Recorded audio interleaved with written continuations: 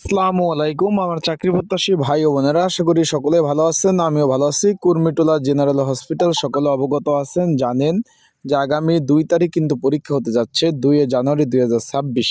সেই পরীক্ষাটা কিন্তু অনেকে জিজ্ঞেস করছেন যে ভাই পরীক্ষাটা কি পিছিয়েছে না স্থগিত হয়েছে। জি ভাই, পরীক্ষাটা স্থগিত করে দিয়েছে বা বন্ধ করে দিয়েছে। কি কারণে বন্ধ হয়েছে সেই বিষয় নিয়ে আজকে আলোচনা করব, এবং এই পরীক্ষাটা কবে হতে পারে, কোন কোন পদের পরীক্ষা পিছিয়েছে এবং কত তারিখ পরবর্তী ধাপের পরীক্ষা কত তারিখ হতে পারে, বিস্তারিত সকল বিষয় আপনাদের নিয়ে আলোচনা করার চেষ্টা করব। তাহলে ইনশাল্লাহ বিস্তারিত সকল বিষয় আপনারা জানতে পারবেন। তাই সকলেই একদম শুরু থেকে শেষ পর্যন্ত ভিডিওটা দেখলে বিস্তারিত সকল বিষয় জানতে পারবেন। চলুন ভিডিওটা শুরু করে দেই। তার আগে বলে দেই, যারা আমার ইউটিউব চ্যানেলে নতুন তারা অবশ্যই আমার ইউটিউব চ্যানেলটা সাবস্ক্রাইব করে রাখবেন। ফেসবুক পেজ থেকে ভিডিও দেখলে অবশ্যই ফলো করবেন, লাইক কমেন্ট শেয়ার করে অন্যকে দেখার সুযোগ করে দিবেন। অলরেডি সকলে জানেন যে অফিস সহায়ক থেকে বিভিন্ন পদের কিন্তু পরীক্ষার সময়সূচি কিন্তু প্রকাশ করে দিয়েছে। সকলে অবগত আছেন, জানেন। কিন্তু সকলে অবগত আছেন যে সাবেক প্রধানমন্ত্রী বেগম খালেদা জিয়ার মৃত্যুর কারণে কিন্তু এই যে আজকে সারাদিন 31 তারিখ সাধারণ ছুটি গেছে, এবং তারপর 2 দিন কিন্তু শোক পালন হবে। মোট 3 দিন কিন্তু বাংলাদেশ সরকার শোক দিবস কিন্তু ঘোষণা করেছে। সকলে অবগত আছেন। তার কারণে কিন্তু পরীক্ষা স্থগিত বা পরীক্ষা বন্ধ করে দিয়েছে।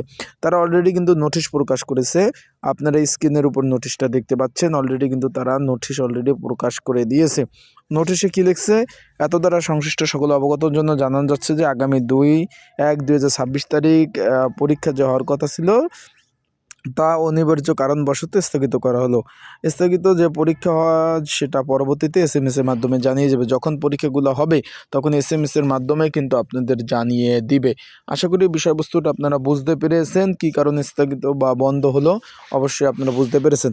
যারা পরীক্ষার্থী রয়েছেন, পরীক্ষার প্রিপারেশন প্রস্তুতিমূলক সাজেশন রয়েছে, যদি আপনাদের প্রয়োজন হয় অবশ্যই স্ক্রিনের উপর যে হোয়াটসঅ্যাপ নাম্বার রয়েছে, ডিসক্রিপশন বক্সে নাম্বার রয়েছে, এই নাম্বারে আমার সাথে মেসেজ করে যোগাযোগ করে আপনারা কিন্তু অবশ্যই আপনারা সাজেশন নেবেন। এখানে কিন্তু লিখিত পরীক্ষা হবে। যাদের প্রয়োজন আছে তারা অবশ্যই যোগাযোগ করবেন।